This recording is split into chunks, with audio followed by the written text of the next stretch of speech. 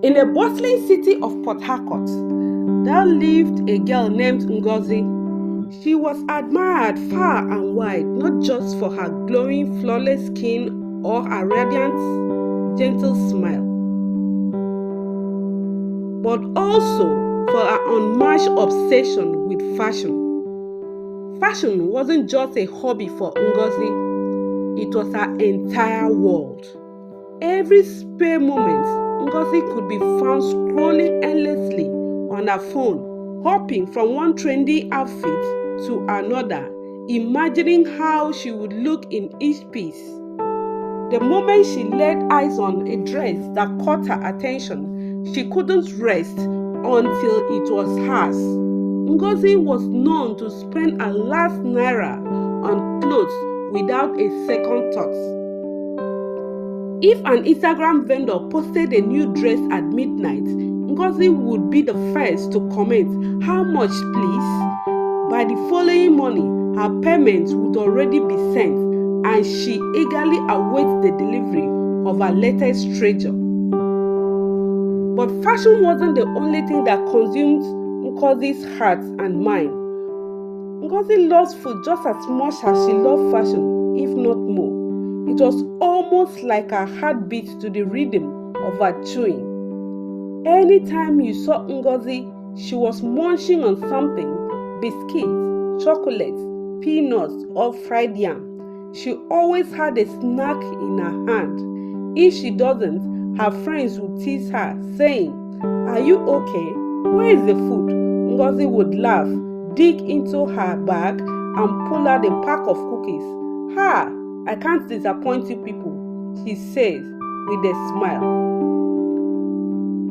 Ngozi had a special love for suya, shawarma, and pizza. Every night, no matter how full she was, she would order one of the three to end her day. Yet, despite eating so much, her figure was stunning. Her slim waist, curvy hips, and flawless skin amazed everyone. People admired her, some envied her, and others couldn't stop gossiping. How does she eat all the junk and still look like this? They wondered. Her mother, Amanda, loved her dearly, but was always worried about her eating habits. "Ngozi, you can't keep eating like this. Do you know how much sugar you take in a day? Do you know what it's doing to your body?" She would say. "Mama, forget about that." Ngozi would reply with a playful laugh, "Nothing will happen to me. Look at me now. Don't I look perfect? Life is too short not to enjoy good food." Her mother would sigh deeply and shake her head, unsure of what to say next. Ngozi's mother tried everything to stop her unhealthy eating. She refused to cook Ngozi's favorite meals and even locked the pantry. But Ngozi always found a way around it. With her own money, she would buy fried rice, grilled chicken, ice cream, and whatever else she wanted. Ngozi's love for food and fashion started in her childhood. She was the only child of her parents, Amanda and Chidera.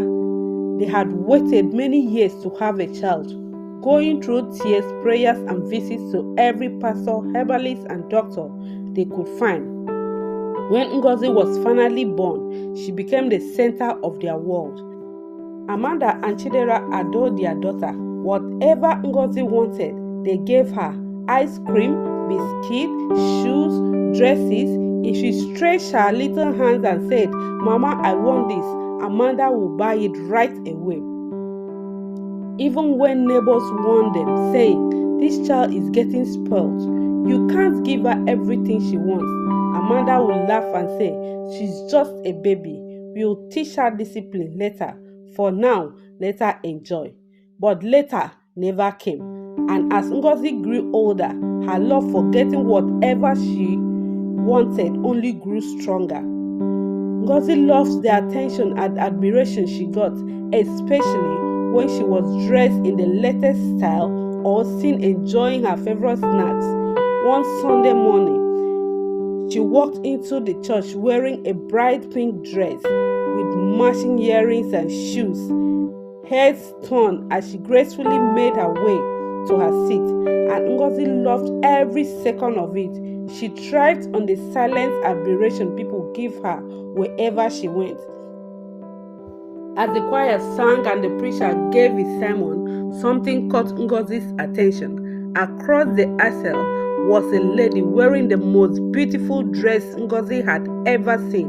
It was a satin-style gown, perfectly tailored to highlight every curve. The design was intricate, with lace patterns on the body and a flowing skirt that shimmers in the light. Ngozi couldn't take her eyes off the dress. Her heart raced as she imagined how amazing she would look in it. By the end of the service, she had already made up her mind. She needed that dress. As soon as the church dismissed, Ngozi jumped out of her seat and approached the lady. "Excuse me, you look beautiful," Ngozi said sweetly. The lady turned to her with a warm smile. "Oh, thank you. I couldn't stop admiring your dress," Ngozi continued. "Where did you get it? I've never seen anything like it before." The woman chuckled softly. "My tailor made it for me. It is called PAF dress." "Wow, it's stunning," Ngozi said. "How much did it cost?" The lady paused briefly before replying. "It was 250,000 naira."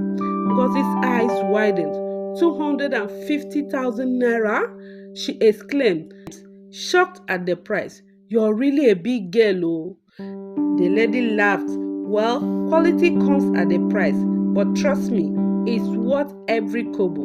She handed Ngozi her tailor's contact information. "Here, in case you're interested." Ngozi took the number eagerly, already imagining herself in the dress. "Thank you so much," she said, beaming with excitement. When Ngozi got home, she couldn't stop thinking about the dress.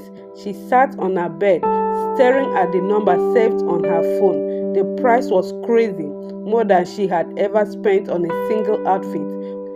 But the thought of wearing that PAF dress made her determined. She paved her room, beating her nails, trying to figure out how to afford it. "Maybe if I save little by little," she thought, "I can buy it in a few months." And so, Ngozi started her mission. She cut back on her spending, well, except for food, and began saving for her dream dress. As beautiful as she was, Ngozi had many admirers. Men often gave her compliments, gifts, and even money, hoping to win her heart. But Ngozi wasn't interested in love or relationship. She was only interested in their money, which she added to her dress savings. One sunny afternoon, as Ngozi walked to buy snacks, she ran into an old friend, Amara. The air smelled of roasted corn from a nearby vendor, and Ngozi was humming a tune, thinking about plantain chips and cold soda, when she heard someone shout, "Ngozi, is that you?" She turned and saw Amara, waving from across the street. Ngozi's face lit up with excitement. "My goodness, it's been so long," she exclaimed, rushing to hug her friend. They two stood on the busy street, catching up and laughing. They had been childhood friends, but lost touch when Amara moved to another city. Now, seeing each other again after so many years, they couldn't stop smiling. "I have so much to tell you," Amara said, glowing with happiness. "Guess what? I'm getting married next month." Ngozi gazed and placed a hand over her mouth. "What? Are you serious? That's amazing. Congratulations." "Thank you," Amara replied, beaming. "And I want you to be part of my bridal train. You have to say yes." Ngozi couldn't hesitate. Of course, I wouldn't miss it for anything. A few days later, Amara sent Ngozi the fabric for the wedding. When Ngozi received it, she held up the soft, shiny cloth and admired it. It was a maroon-colored lace that sparkled beautifully in the light. "This is so gorgeous," Ngozi whispered to herself, imagining how stunning she would look. Then an idea hit her. "This is it," she thought. "This is the perfect occasion for the PAF dress." Her heart raced as she realized her savings were finally complete. Without wasting any time, Ngozi called the tailor, whose number she had saved months ago. She made an appointment and went to the shop the very next day, carrying her Ashebi material with her. The tailor, a middle-aged woman with a sharp eye for detail, carefully measured Ngozi from every angle, writing down the numbers. "Don't worry," the tailor assured her. "You will look like a queen in this dress." Ngozi smiled so wide that her cheeks hot. She left the shop feeling like she was already the star of the wedding. A few days later, the tailor called to say the dress was ready for its first fitting. When Ngozi arrived at the shop and saw the dress, she was speechless. It was everything she had dreamed of and more. The PAF dress hung her waist perfectly, and the lace detailing shimmered beautifully. Ngozi put on the dress and turned to look in the mirror. She couldn't stop staring. "It's perfect," she whispered, running her hands over the fabric. After a few small adjustments, the dress was ready. Ngozi couldn't wait to wear it to the wedding. Over the next few days, she shopped for matching accessories, gold earrings, a shiny clutch, and sky-high heel. She even booked a salon appointment for the morning of the wedding. Finally, the big day arrived. Ngozi woke up early, her excitement bubbling over like a pot of soup. She got her hair styled into soft curls and painted her lips with bold red lipstick. When she slipped into her PAF dress and added her accessories, she looked like she had just stepped out of a fashion magazine. When Ngozi arrived at the wedding venue, all heads turned. Everyone couldn't help but stare. People whispered to each other, "Who is she? Her dress is stunning." Others came up to her, showering her with compliments. "Ngozi, you are the queen of the bridal train," one of the ladies said with a laugh. Ngozi basked in their attention. She had always loved being admired, and today she felt unstoppable. Before the wedding reception began, the caterers started setting up food and drinks in the hall. Ngozi's eye immediately went to the tray of fried rice, jollof rice, grilled chicken, and steaming plate of pounded yam with vegetable soup. There were also platters of small chops, cupcakes, and bottles of soda. Her mouth watered as she tried to focus on the wedding program, but her eyes kept drifting back to the food. Finally, she couldn't resist anymore. It's a wedding, she thought. The food is meant to be eaten. She grabbed a plate and headed straight for the fried rice and chicken. The aroma was irresistible and the flavor were amazing. After finishing her first plate, she moved on to the small chops, samosa, puff-puff, and spring rolls. She didn't stop there. Next came the pounded yam and soup, followed by slices of cake. As Ngozi enjoyed the food, some guests began to notice how much she was eating, especially since she was wearing a tight PAF dress. An older woman approached her and said, "My dear, you should slow down. That dress is very tight. Don't overeat." Ngozi laughed and waved her off. "Ha, Mama, don't worry. This is a wedding and the food is delicious. Let me enjoy myself." She washed everything down with a coal of soda and leaned back in her seat, feeling full and satisfied. She smiled, thinking the day couldn't get any better. Soon, it was time for the bride and groom to make their grand entrance into the reception hall. Ngozi and the rest of the bridal train were supposed to dance with them. The music was loud and the crowd was cheering as the bridal train lined up. Ngozi, still sipping her drink, suddenly noticed the others were getting ready. Her eyes widened. As the music played, Ngozi danced her heart out. She twerked, swayed her hips, and clapped to the rhythm. The crowd loved her energy and cheered even louder. But as she danced, Ngozi started feeling uncomfortable. At first, she thought it was just her tight PAF dress pressing on her full stomach. She ignored it and went dancing. Then she started feeling dizzy. The room spun for a moment, but she brushed it off. Suddenly, the pain in her stomach began. Then she started feeling dizzy. The room spun, for a moment, but she brushed it off. Suddenly, the pain in her stomach became unbearable. She stopped mid-step, clenching her side. Before anyone could ask what was wrong, Ngozi doubled over and vomited. Gas filled the hall as people rushed to help her. Moments later, she collapsed and fainted. The joyful atmosphere turned to chaos. Guests were shouting and trying to help, while the bride and groom stood frozen, their smile replaced with worry. Somebody call an ambulance, someone yelled. Ngozi was rushed to the hospital, her PAF dress still clinging tightly to her body. After examining her, the doctor revealed what happened. The dress was too tight, restricting the movement of food through her intestine. This, combined with the large amount of food she ate, caused her to vomit and collapse.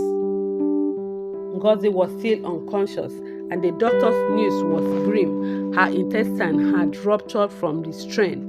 She needs emergency surgery. She said seriously, "We have to act fast to save her life." When Ngozi's parents, Amanda and Chidera, arrived at the hospital and heard the news, they were heartbroken. Amanda cried uncontrollably, blaming herself for how Ngozi had grown up. "If only we had listened to our neighbors when she was little," Amanda sobbed. "If only we hadn't spoiled her so much." Chidera held his wife tightly, his face pale with fear. "We can't lose her," he whispered. The doctors worked tirelessly to save Ngozi's life. After hours of surgery, they managed to stabilize her condition. It took months for her to fully recover, but during that time, she had plenty of opportunities to reflect on her choices. When Ngozi finally left the hospital, she was a changed person. The doctor had warned her to eat in moderation and to avoid tight clothing, especially PAF dresses. Ngozi didn't need any further warning. She had learned a lesson the hard way. From that day on, Ngozi adopted healthier eating habits and avoided overeating. She never forgot her frightening experience with the PAF dress and the dangers of gluttony. And with that, we come to the end of this story. If you enjoyed it, don't make it your last time here. Subscribe, like, and share your thoughts in the comment section. Don't forget to share this with your loved ones. See you in the next video. Bye.